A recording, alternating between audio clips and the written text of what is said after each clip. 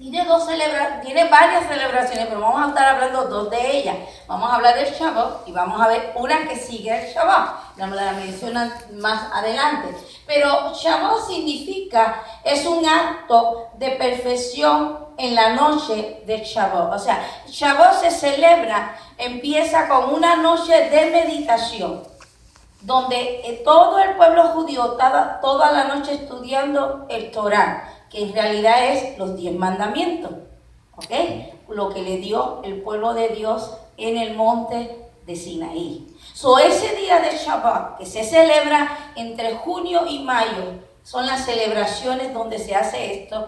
El pueblo tiene que estar toda la noche meditando y estudiando la palabra de Dios para recordar los mandamientos cuando Dios se lo dio a Moisés en el monte de Sinaí, como he dicho anteriormente, porque ahí comienza.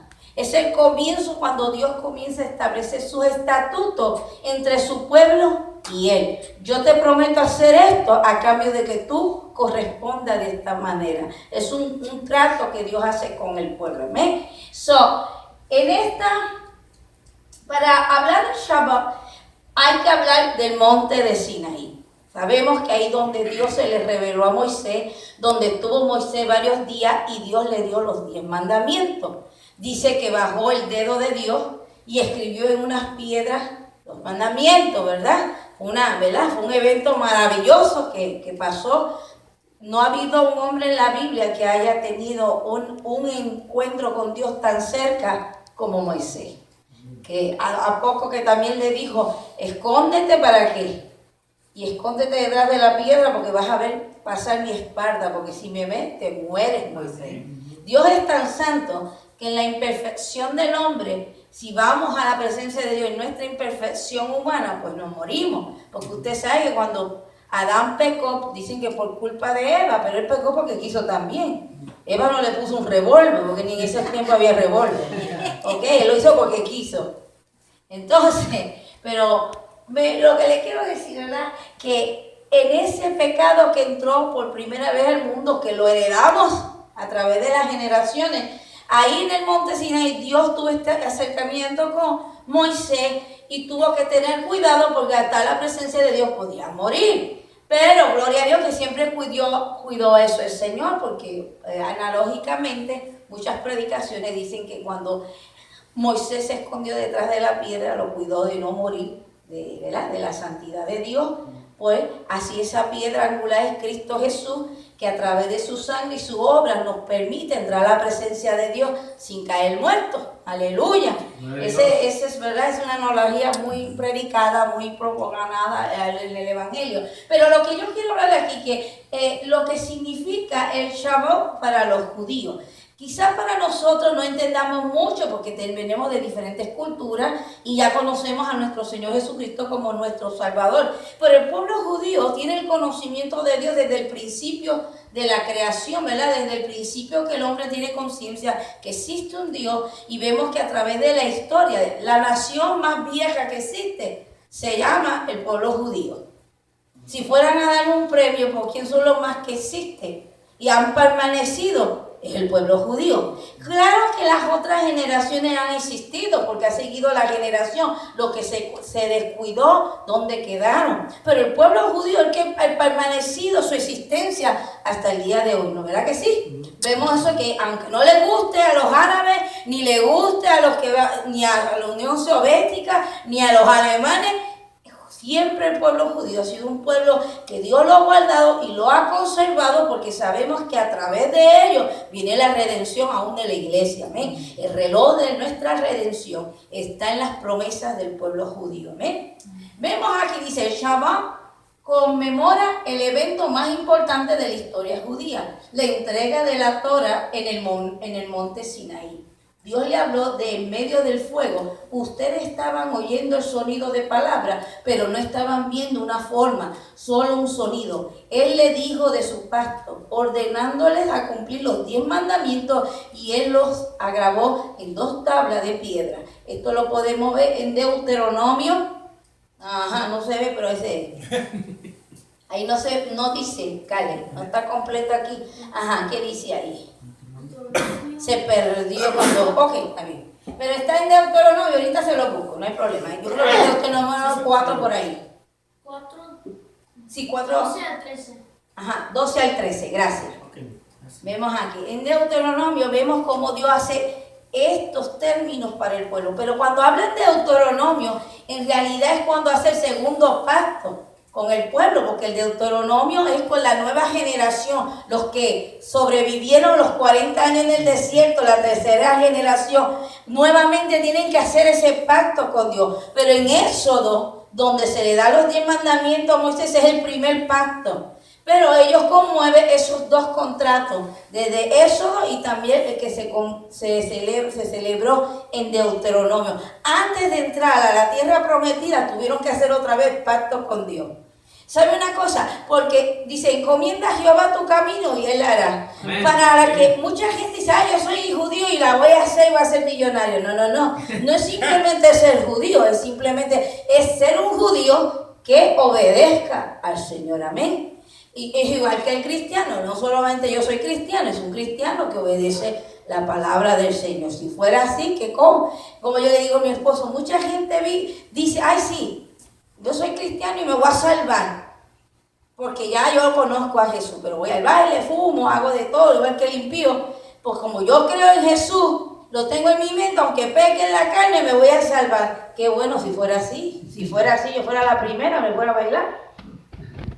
Pero lamentablemente la salvación también está escrita. No decimos a Dios cómo nos salvamos, ya Dios dijo cómo nos íbamos a salvar. Amén. Seguimos por aquí.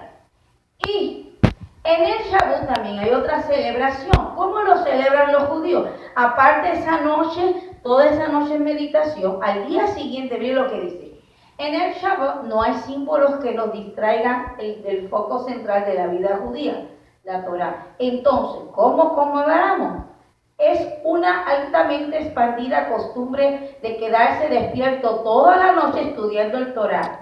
Y ya que el Torah es el camino de la alta perfección, el estudio de la noche del Shavuot es llamado Tikkun Leil Shavuot, que significa un acto de autoperfección en la noche del Shavuot. Usted va a estudiar toda la noche el Shavuot, o sea, la Biblia, toda la noche la va a estudiar.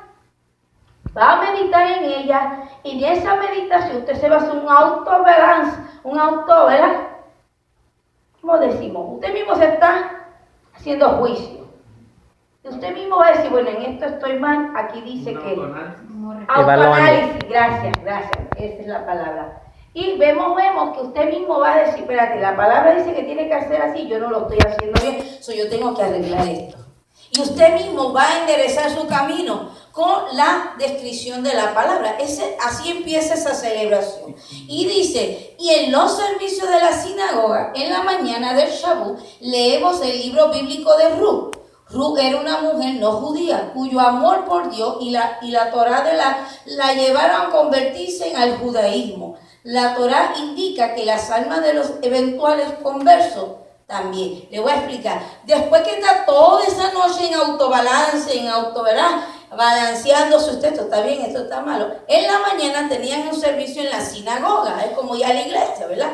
Sí. Su sinagoga. Y allí leían el libro de Ruth, todo el libro de Ruth. ¿Por qué? Porque Ruth, en la narración de la historia del libro de Ruth, deja saber que no solamente el Torah era para el pueblo judío, sino para aquellos que, aunque eran extranjeros, si creían y aceptaban la creencia del Torah, entonces se convertían parte de esa bendición. Amén. No solamente porque era judío, si aunque fueras extranjero y aceptabas las creencias judía, entonces te convertías parte de esa bendición y la bendición de Dios se extendía hacia ti, simplemente porque abres tu corazón. Vemos así también que cuando fue el evangelio compartido por los apóstoles, compartido también por los discípulos, llevando gente, los gentiles comenzaron a convertirse.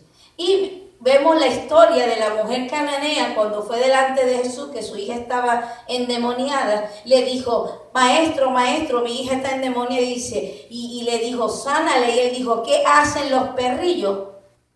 Queriendo comer del pan de los dueños. Oiga, perrillo y perro es algo fuerte, ¿verdad? Y el Dios de amor le dijo perro. Pero lo que estaba hablando Jesús era dejando saber que esa bendición primeramente era para quién, para su pueblo, que es el Señor sentado, su pueblo escogido. Pero ella dijo, aún los perrillos comen de las migajas que caen del pan. Me dijo, a mí no me importa, dime perrillo, pero tírame una migaja y hazme el milagro. ¿Y qué le dijo Jesús? Mujer, grande es tu fe. Dios lo que le estaba diciendo a la cananea, todavía no es tu tiempo. Tengo que morir yo en la cruz del Calvario para que esa bendición sea ¿qué? Alcanzada. Ella le dijo, no tengo tiempo que te muera, yo necesito el milagro. Ella fue lo que le dijo, mira, si todavía el pan no está para el piso, mándame migaja. No sé, yo no tengo tiempo que te mueras. O sea, ella no sabía eso, pero le estoy diciendo, si vamos a hablar por el término de la teología, lo que le estaba diciendo, yo no tengo tiempo que te mueras y resucite, yo necesito el milagro ya. Y le dijo, así que aún yo creo de creerte pueda pasar el milagro. Como le dijo el cinturón también, con una palabra tuya bastará para que se sane, amén. Y esas son las fe que estremecieron al Señor. ¡Wow! Grande es tu fe. Aún todavía es que yo tengo términos y tú dices que tú quieres esto. Y esa fe conmovía al Señor, amén. Como la mujer del manto que corrió por todos los lados, le dijo, si tocara, ¿qué? ¿Cómo es? Y muchos judíos dicen en la versión que en realidad le tocaban este cordón que le colgaba, porque todos los judíos, aún Jesús en su vestimenta tenían que tener esto de la oración, y principalmente en los momentos que iban a la sinagoga. Y dice, y muchos dicen que si hubiera tocado el cordón, tiene un nombre, ahorita no me acuerdo el nombre de él, pero lo tocaban y que ahí recibían el milagro. Pero yo pienso que, hermano, no es un cordón y no es un final, ¿verdad? Sino es nuestra fe en nuestro corazón para el Señor. Amén. Amén. Mucha gente, ¿y cómo Dios le contestó la oración a fulano y a mí no? Así ha pasado. ¿Y por qué? Gente me ha preguntado, ay, estamos orando y gente ni viene y Dios le contesta y yo que vengo a mí no me contesta. Y dice, porque Dios contesta a quien quiere. Amén. Y Dios mira lo que tú... Sí, a lo mejor tú estás aquí, pero cuando estás por allá tú no sabes lo que haces. Que todavía Dios no te contesta. A lo mejor la hermana no ha venido, pero no hace lo que tú haces. ¿Verdad? Hay muchas cosas, es muy fácil hablar, pero Dios en su omnisciencia, ¿verdad? Y conociéndonos todos nosotros, Él contesta cuando Él quiere. Amén. Y muchas veces yo no cuestiono a Dios. Si Dios contestó a alguien, gloria a Dios, hay que gozarse. Porque cuando llamaron el martes a mi esposo y le dijeron que si lo desconectaban o seguía vivo, yo le dije a mi esposo, vamos a orar. Todo ese día oramos, toda esa noche oramos. Señor, pues la verdad que la calidad de vida de este joven, yo no soy para decirte que lo sane, ¿verdad? Porque a lo mejor en tu presencia va a estar mejor. Porque esta gente que nacen con problemas mentales, no pecan. ¿Qué pecado hay en esas personas? Solamente el pecado de la naturaleza. Pero Dios es justo. Acuérdense que también en la esencia de Dios, Dios es justo.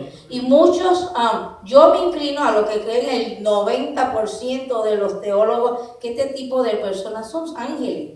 Vienen naciendo como ángeles, lo catalogizan como ángeles, porque en ellos no hay maldad, ¿verdad? Y cuando mueren como ángeles y son salvos. Dicen que Dios tiene un trato especial y yo sí lo creo. Porque dentro de de la esencia de Dios, de su justicia, claro que sí. Pero vemos aquí, hermano, que el Señor, cuando el pueblo judío celebraba esta ceremonia, celebraban también en la mañana y leían el libro de Ruth, se ponían todos su manto de oración, los judíos, ¿verdad? Leían la lectura, explicaban eso y vemos que en la vida de Ruth, como Dios, a pesar que era la nuera de Noemí, Ruth era la yerna, ¿verdad? Y como te digo, hoy en día, pues para encontrar Ruth y Noemí está duro, ¿verdad? Pero bueno, en aquel tiempo lo había. Y me imagino que Ruth vio en la vida de la familia de su esposo, de Noemí, a todo ello, tuvo que ver algo diferente, que cuando se fue de Moab, ella misma le dijo a las dos, mira, yo no tengo ni para dónde voy, yo no tengo ni dónde caerme muerta. Si vienen conmigo van a morir, mejor regresen a su tierra, cásense. Pues la otra dijo, si yo me voy, yo me caso. Pero 9 dijo, ¿dónde es? Tu pueblo será tu pueblo y mi Dios será mi Dios. Tu Dios será mi Dios. Ahí confesó ella su fe. Fueron allá y Dios recompensó a estas 2 mujeres. Y sabemos la historia, ¿verdad? Y después que narraban la historia, hacían una oración, hacían cantos de salmos. Y el pueblo, está la celebración de la primicia, el primer mes del año vienen y traen de los frutos que el Señor dio. Pero no solamente Dios demandó al principio del año, sino mediante del año y al final del año se celebra las bendiciones que Dios te da. Dentro de esas, aparte de celebrar la historia del Torah, lo que significa, también celebraban las bendiciones que Dios le daba a cada uno de ellos. Traían los frutos y la sinagoga y el área donde estaban lo celebraban con flores, espigas, palmas para conmemorar aquella celebración. Dice la historia, la Biblia dice unas cosas, pero los judíos mantienen libros de tradiciones y registran las cosas que pasaron, y esas historias pasaron de generaciones. No son libros divinos, pero conservan la historia que no menciona la Biblia. Dice estos libros, quórum se llaman estos libros, que registran la historia de los judíos, como los libros de los mexicanos, los libros de los americanos, ¿verdad? Ya los puertorriqueños con sus bochinches. Pero lo que le quiero decir, los judíos también tienen otro libro. En este libro cuenta de la historia de generaciones que contaron, que cuando Dios le dio a Moisés los 10 mandamientos y se manifestó su gloria en el monte Sinaí, al día siguiente el monte estaba lleno de flores. Aleluya. Aparecieron flores, aparecieron hierbas, y si usted entra hoy en día a YouTube y pone monte Sinaí, le van a mostrar un monte en medio de desierto seco. Carece de agua, carece de fauna. Pero cuando Dios se manifiesta, algo tiene que pasar, amén. Hasta los viejos se ponen nuevos. Donde no hay flores, aparecen flores. Donde no hay agua, aparece agua. Esa es la presencia de Dios. Y por eso, cuando hacían la celebración del Shabbat, también hacían estas decoraciones para recordar las provisiones de Dios y el evento que aconteció en ese día. Por eso usted ve flores, espigas, ¿verdad? Porque hoy estamos celebrando el Shabbat. Yo digo, bueno, esto es más Shabbat, pero ahí vamos con el Shabbat, ¿ok? Y vemos aquí que narra el libro, y por eso usted ve aquí, me puede ver que los 10 mandamientos, y se utilizaba mucho la granada, que significa la fertilidad. Las uvas representan el vino, la presencia de Dios, el pan, la palabra de Dios, amén. Y vemos así cómo esta celebración se hacía. Dice aquí que en costumbre de decorarlas, como le dije, con ramas y flores, porque el monte se floreció el día en que se entregó el Torah. La Biblia también asocia el Shabbat con las cosechas del trigo y fruta y marca el momento en que se traen los primeros frutos al sagrado templo, como una expresión de gracia. Aquí hay varios versículos. Por ejemplo, Éxodo 23:16 dice: la fiesta de las cosechas la celebrarás cuando recojas las primicias de tu siembra. Esto es Dios dándole instrucciones a Moisés. También dice: la fiesta de la recolección del fin del año la celebrarás cuando recojas tu cosecha. Vemos que la primicia y al fin del año, amén. Y también dice aquí en Éxodo 32:22: celebra con las primicias la fiesta de la semana y también la fiesta de la cosecha del fin del año. Aunque también debemos de aclarar que el nombre Shabbat también deriva de 2 juramentos. Uno fue el pueblo de Israel de cumplir con los mandamientos de la Torá, y el otro fue el Dios que al dar al Torá, el pueblo de Israel prometió que si vivían conforme a sus mandamientos, cumpliría su juramento que hizo a sus padres. Eso lo podemos ver en Deuteronomio 7:12. Es una bonita... alguien que me busque ese libro, Deuteronomio 7:12, no lo escribí, pero si alguien me lo puede hacer, por favor, lo vamos a estar leyendo, porque esa promesa que Dios le dio al pueblo de Israel en el Sinaí, esa promesa nos alcanza a nosotros también. Es una promesa tuya y día a día para ti. ¿La tiene, hermano Deli? Y por haber oído estos decretos y haberlos guardado y puesto por obra, Jehová tu Dios guardará contigo el pacto y la misericordia que juró a tus padres. Amén. Y te amará, te bendecirá y te multiplicará y te bendecirá el fruto de tu vientre, el fruto de tu tierra, tu grano, tu mosto, tu aceite, la cría de tus vacas y los rebaños de tus ovejas en la tierra que juró a tus padres que te daría. Amén, gracias. Esa promesa Dios le hizo a Israel, y esa promesa, usted acepta al Señor Jesucristo como su Salvador, ¡bum!, la alcanzó a usted también. Por eso el pueblo judío, cuando vienen las primicias, que Dios bendice sus tierras, sus frutos, sus granos, sus animales, vienen y le traen al Señor, mira, de lo que me prometiste, y lo hiciste, porque tú prometiste que me ibas a dar y me lo diste, aquí lo traigo, Señor. Lo primero de lo que tú prometiste y me lo diste es para ti, Señor. Amén. Ese es lo que celebran. Muchas iglesias celebran las primicias. Y casi siempre lo que le piden más dinero, ¿verdad? Pero en Israel se acostumbraba a ¿qué? La fruta, lo que viera en tu casa, si eran ovejas, si era maíz, si era trigo, de eso que era tu diezmo, esa era la primicia que tú le dabas al Señor. Esas primicias pasaban a los levíticos, a los levitas. ¿Por qué? Porque de todas las tribus, los levitas no tenían tierra. Ellos estaban para el servicio de ¿qué? Del templo. Pero ellos no heredaron tierra, no tenían donde sembrar. Tenían lugar para vivir, pero no podían trabajarlo no como propiedad, porque los terrenos del tabernáculo eran los lugares para los levitas. El pueblo traía de su fruto y él daba el diezmo a los levitas para que pudieran comer y vivir. Amén. Por eso se hacía. Muchos eso dicen, le tienes que traer. No, bueno, claro que siervo es digno de su, ¿verdad?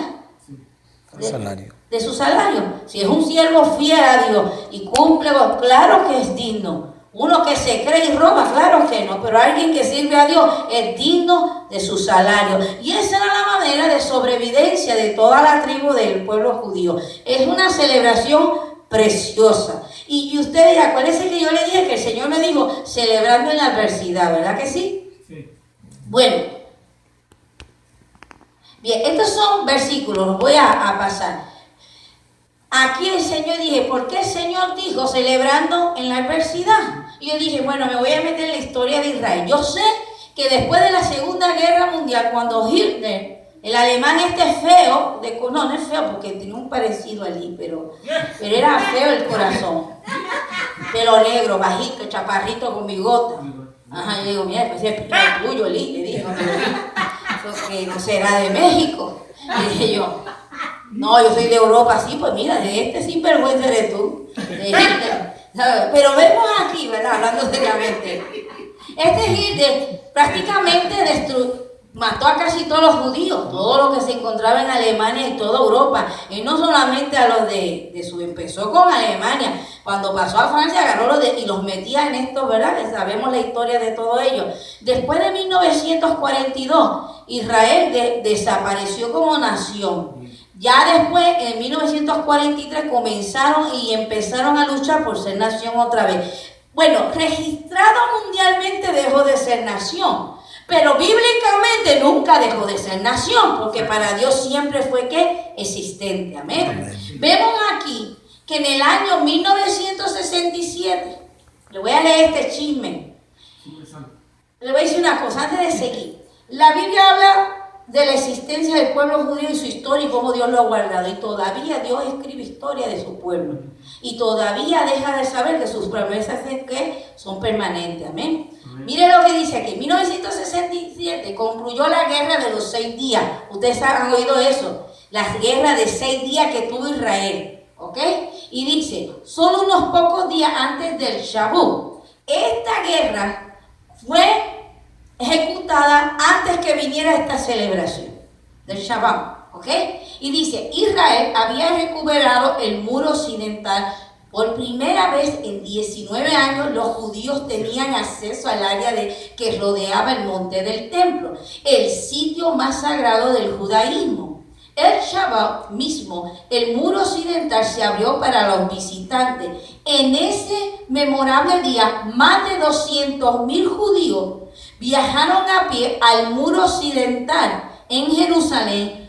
¿Por qué? Porque los autobuses no transitaban en los festivales judíos. Acuérdense que en estos cuando se hacen estas celebraciones nadie trabaja, así que los que manejaban el bus no trabajaron. Estos 200.000 judíos caminaron a pie de toda parte de Europa. ¿Y por qué? Porque por 19 años no podían llegar a donde estaba rodeado las últimas murallas, dice la muralla de Lamentaciones, ¿verdad? Que el occidental, que ahí van los judíos a orar y meten su petición y lo meten por la muralla. Imagínense 200.000 judíos llegando a Israel cuando había pasado hace poco unas guerras.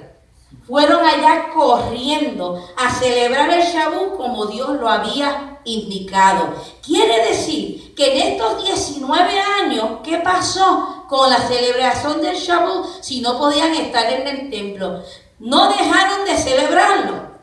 No es a muchos de ellos desterrados de Israel porque fueron sacados. Apenas en estos 6 días Israel conquista sus tierras perdidas. Todo el pueblo judío corrió, pero durante esos 19 años ellos lo seguían celebrando, como si estuvieran en Jerusalén, como si todavía Dios estuviera cumpliendo su palabra. Aunque no veían nada, ellos seguían celebrando. Pero en 1967, en la celebración del Shavuot, en ese día, Dios contestó aquella celebración de fe que tuvieron por 19 años. Amén. Vemos que Dios en su fidelidad, su palabra y su promesa, aunque haya adversidad, aunque haya imposibilidad, todavía Dios está latente la promesa que Dios te ha hecho. Cualquier promesa que dice esa palabra que es mía, no importa lo que yo esté viviendo alrededor, esa promesa se va a pasar. Amén. Dios te dice que te cuida, Él te va a cuidar. El enemigo te dice yo te quito, Él te dice yo te voy a dar. El enemigo dice te voy a vencer, el Señor te dice yo te voy a dar la victoria. Por eso dice diga el débil fuerte soy, diga el pobre rico soy, porque Dios cambia nuestras circunstancias. ¿Por qué cambia esas circunstancias? Porque hay una promesa sobre mi vida. Amén. Es como cuando voy a orar y los judíos se ponen este manto, tienen varios significados, ¿verdad? Aquí están las promesas, aquí están las leyendas, todo tiene un significado. Ellos se lo ponen como reverencia y respeto, pero diciéndole al Señor, tú me has prometido todas estas promesas. Cuando usted va a orar delante del Señor en medio de su dificultad, usted cuando se pone de rodillas, Dios está mirando sobre usted todas las promesas que Él ha hecho sobre usted. Aleluya.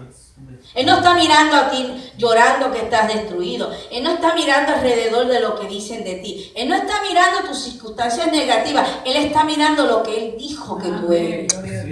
Por eso siempre yo le digo a usted es lo que Dios dice que usted es. La gente puede decir lo que quiera de usted, pero tú eres, en realidad, tu esencia verdadera es lo que Dios dice que tú eres. Él dice que somos su hijo. Él dice que somos su pueblo amado. Él dice, por eso cuando dice en Romanos 8, pues ya sabemos que a los que aman al Señor todas las cosas le ayudan para bien. Pablo cuando usa esta expresión, pues como ya sabemos, es decir, de antemano ya sabemos, está diciendo Pablo. ¿Por qué? Porque ahí en Deuteronomio 7 dice, si me amaras, entonces todas esas bendiciones que leyó el hermano Derli, entonces te seguirá estas bendiciones, si tú me amas. O sea, dice, pues para los que aman al Señor, todas las cosas le ayudan para bien. Dice, cuando venga la adversidad, dice, cuando venga la escasez yo te daré. Cuando venga la enfermedad yo te guardaré. O sea, ya de antemano somos bendecidos. Por eso digo, somos más que vencedores. Si Dios con nosotros, ¿quién contra nosotros? Pues sabemos que somos más que vencedores. Amén. En el mundo hay vencedores, pero en Dios hay más que vencedores. O sea, el significado de nuestra posición delante de Dios es más que ser un vencedor. Si un vencedor es tremendo, imagínese uno más que un vencedor. Es como cuando están en dos peleando, México con Puerto Rico. Que la última vez México le pegó a Puerto Rico. Tenía tantos tatuajes loco aquel que por eso yo creo que le dieron duro, que parecía un saco. ¡Pam! Y ¡pam! ¿Cómo es? ¿Camelo? ¿Cómo se llama? Canelo lo dejó bien. Así como mirado. Le dieron duro al puertorriqueño. Y tantos son mexicanos, imagínate todos sacos. península de México gozándosela y la isla puertorriqueña llorando. Así es, cuando ganamos, hermano, en Dios, la promesa de ser vencedor es mucho más que eso. Es más que tener una tierra cantando nuestra victoria, es más que tener 100 amigos que están contentos, es tener un Dios todopoderoso al favor de nosotros. Es mucho más que eso, amén. No hay nada malo de tener amigos, no hay nada malo de que todos nos quieran, pero hay algo mucho mejor que eso, es la protección de Dios, amén. Vemos aquí, dice aquí, en ese año siguiente de esa celebración del 1967, hace 19 años, comenzó lo que hoy todavía se practica, el peregrinaje peatonal. Se ha vuelto una tradición recurrente. Temprano en la mañana del Shavuot, luego de una noche completa de estudiar el Torah, las calles de Jerusalén están llenas de decenas de miles de judíos caminando hacia el muro occidental. Esta tradición tiene un precedente bíblico. Shavuot es una de las 3 festivales peregrinajes del judaísmo, cuando todo el pueblo se reúne en Jerusalén para celebrar y estudiar. Desde ahí en adelante las puertas están abiertas para ir a Jerusalén. ¿Saben por qué? Porque Dios había declarado a Israel que su lugar donde iba a adorar era su monte, ahí donde está el templo, donde un día Salomón montó un templo bajo la unción del Señor, que aún naciones que no eran judías trajeron las mejores maderas de sus países, las mejores oros, los mejores artesanos. Dios trajo lo máximo para levantar aquel templo. Y aquel día Salomón hizo una oración en Crónicas, hay 20 si no me equivoco, empieza a decir Salomón: cuando viniera el extranjero y pidiera de ti, tú lo bendecirás. Cuando viniera el necesitado, tú les proveerás. Cuando viniera el pobre. Ahí hay muchas promesas que hoy en día esas promesas son tuyas. Amén, gloria a Dios. Por eso el pueblo judío corre por donde sea y llega ahí, porque sabe que hay una promesa de Dios, amén. Y por eso, aunque había adversidad y aunque venía de una guerra, imagínense, si hubo una guerra, ¿qué frutos había allí para recoger? Ninguno. Si había guerra ahí, ¿qué cabras o vacas buenas? Ninguna, pura ceniza, puro fuego allí. Pero a pesar de todo, yo me imagino que si encontraron una hojita o algo chueco, lo agarraron como quieran. Y allá fueron con todo polvo y ceniza de la bomba. Mira, aquí está, Señor. Gracias. Aunque no es lo mejor, pero gracias. Porque la fiesta más grande que en ese día que tuvo el pueblo de Dios fue que le regresaron el templo. No, lo que queda de templo, porque no hay templo todavía ahí. Nomás queda el muro del último templo que se levantó. Pero un día ese templo se va a levantar, que no está lejos.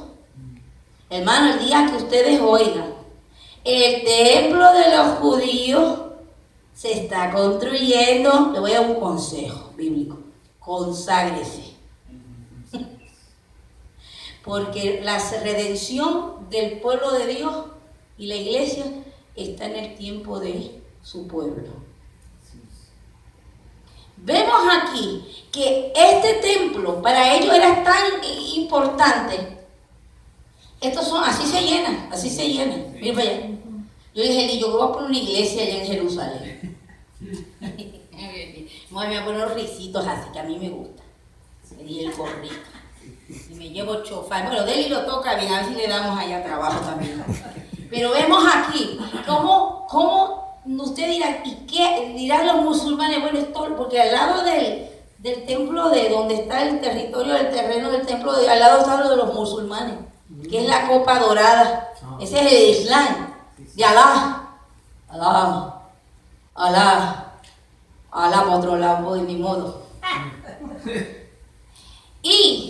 Pero, como Dios sabe todas las cosas, en el libro de Ezequiel, cuando habla del templo y las medidas del templo, le dice el ángel Ezequiel: nomás construye de aquí a acá del occidente, y le da las medidas, porque ya el extranjero ha tomado tu otro terreno. El origen de la medida de Salomón, ya la mitad lo tiene el Islam. La otra medida ahora todavía queda en el pueblo judío. Por eso, hermano, cuando Trump, el famoso Trump, dijo que Jerusalén era la capital de Israel, todos estos musulmanes prendieron en llamas y en fuego. Irak, todo el pueblo árabe, y los amiguitos del pueblo árabe, Unión Soviética, Rusia, China, Norcorea, se enojaron. ¿Por qué? Porque si los judíos toman la posesión, porque Jerusalén, donde está el templo, es propiedad de Naciones Unidas, no es de ni los musulmanes y no es de Israel, es un terreno neutral. Los islámitas se quedaron tranquilos, no es mío, pero tampoco es tuyo. Pero al decir Jerusalén es la capital de Israel, prácticamente le están dando la propiedad ¿a quién? A Israel. Eso es profético. Eso fue una profecía que se cumplió, que dice que en el medio del desierto a la mujer se le pondrán 2 alas de águila y ésta lo llevará y lo cuidará. ¿Y quién tiene alas de águila? Estados Unidos. Cuando pasó eso se cumplió la profecía. Pero en 1995 se había declarado ya Jerusalén capital de Israel, pero ningún presidente lo quiso decir. Voy a decir, ¿por qué? Hay mucho bochinche aquí. Cuando una de las guerras que voy a hablar, cuando esa guerra venció Jerusalén y tomó terreno, ¿qué hicieron los árabes? Ok, perdimos, pero ahora vamos a subir el gas. El petróleo de gasolina, ¿verdad? El petróleo era $3 el que compra, ¿verdad? Sí. ¿Cómo le llaman? Galón ese. Barril. El barril era $3. Subió de la noche a la mañana a $12. En 1973 hubo un de estos del gas bien alto. Para los que, mi Anabela que compraba acá, me imagino que se acuerda. De momento todo subió por tomar reseña por haber Israel ganado una guerra que vamos a mencionar. Pero lo que le quiero decir, ningún presidente quiso hacer eso porque sabía que se iba a echar a toda Arabia ¿de qué? De enemigos. Y como a este tron loco le importa 3 cacahuates, ¿quién lo quiere no lo quiere? Le di. Eso fue una promesa que le hizo a los judíos nacidos de aquí. Si ustedes votan por mí, yo voy a declarar a Jerusalén capital de ustedes. ¿Qué dijeron los judíos? Tírate. A ellos les vale si es grosero, a ellos les vale decir, ellos quieren su capital. Toda la descendencia judía de Estados Unidos apoyó a este hombre porque quería y se lo cumplió. Sí, ya está diciendo, te voy a tirar bomba, y que él dijo, aquí está, tírame, yo que tengo el botón más grande. Pero lo que le quiero decir, aunque esté Trump o no esté Trump, lo que dice la palabra va a pasar. Amén. Cuando se vaya Trump va a venir otro loco que va a usar Dios para que su palabra se cumpla. Sí. No va a ser uno que hable lengua, no va a ser uno que sea perfecto, pero es el loco que se va a atrever. Porque usted sabe que echarse a toda Arabia encima es la muerte encima. Por eso los demócratas son bien nice. El primer presidente que hizo pacto con un pueblo que es enemigo de Israel se llamó Bush, el último Bush, que hubo una decadencia de Estados Unidos, ¿para dónde? Hacia abajo. Que vino el Redentor Obama y la salvó, dicen. Pero lo que le quiero decir todo esto, como dijo Deli cuando él leyó, no tenemos lucha contra carne ni sangre, sino contra ¿qué? Huestes espirituales. El príncipe de este mundo no quiere que la palabra de Dios se cumpla, pero Dios quiere que se cumpla.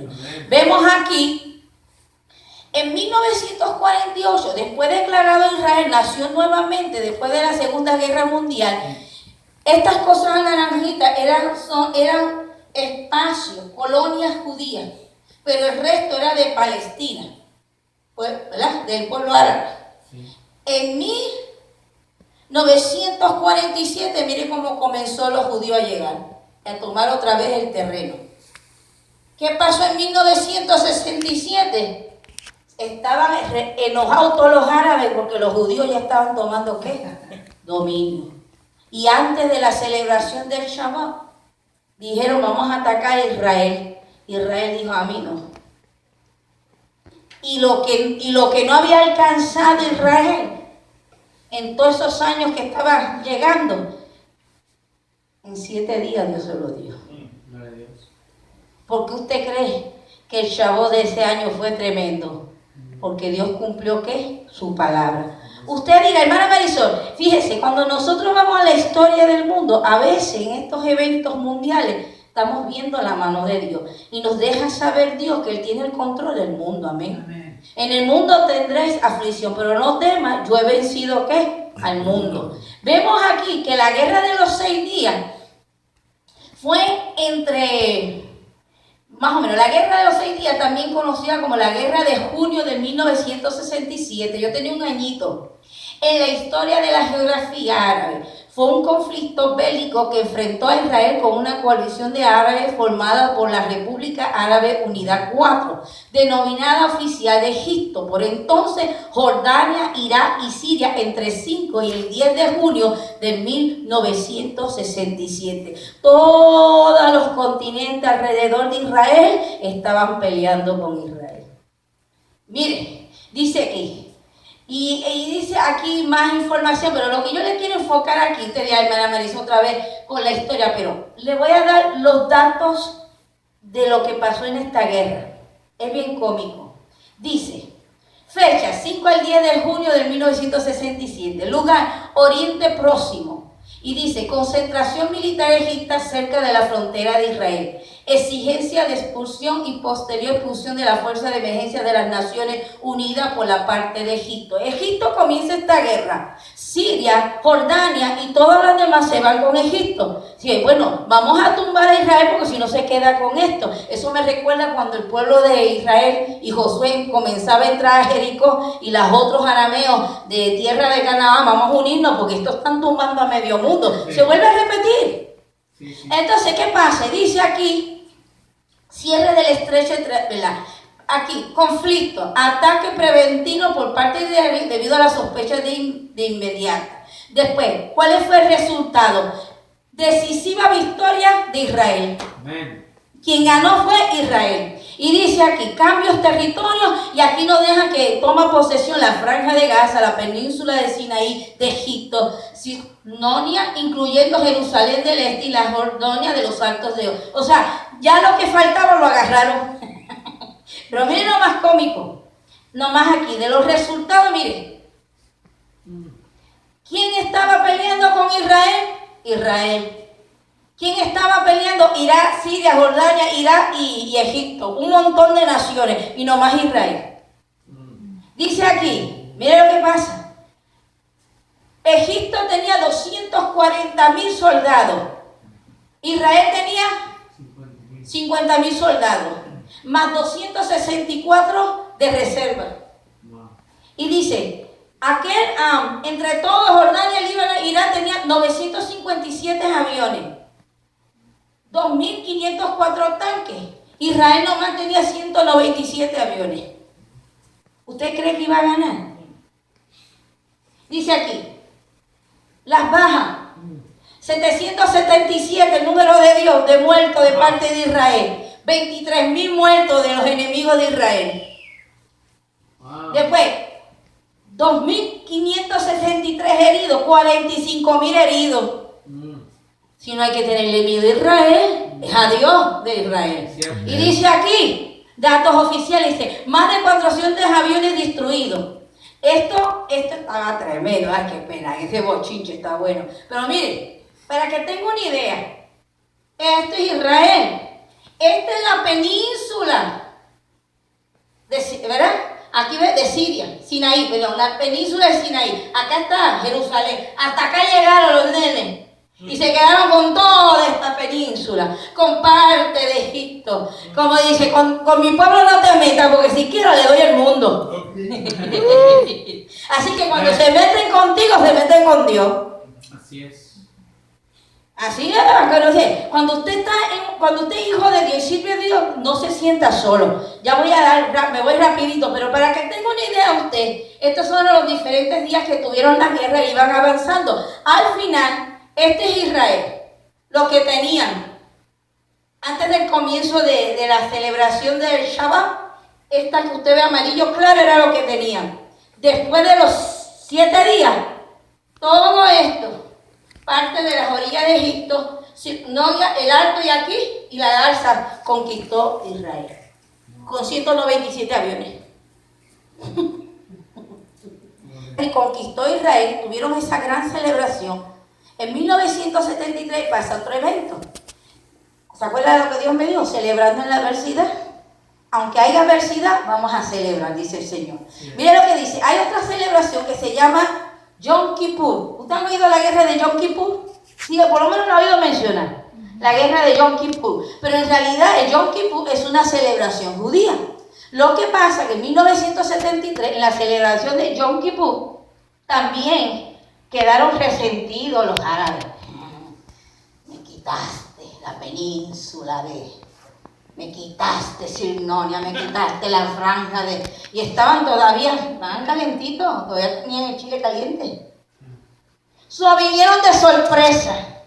Pero esta celebración de Yom Kippur se celebra en el mes 7 del calendario judío, en los días 30, que la estación es ¿qué? Otoño. O sea, entre septiembre y octubre es esta celebración, Yom Kippur.